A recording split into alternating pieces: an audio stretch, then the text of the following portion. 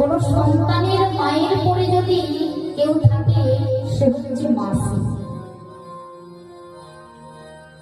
সেটা আমি বলছি না, আমার জগতের না জগন্নাথ তিনি সবাইকে বুঝিয়ে দিয়েছে,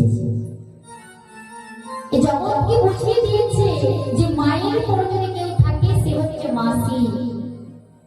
তা কিভাবে বুঝিয়ে দিয়েছে?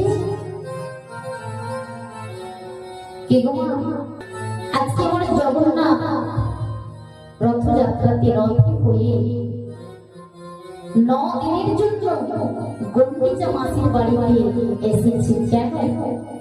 তার কারণ কি? মনে কখনো প্রশ্ন জেগেছে কি?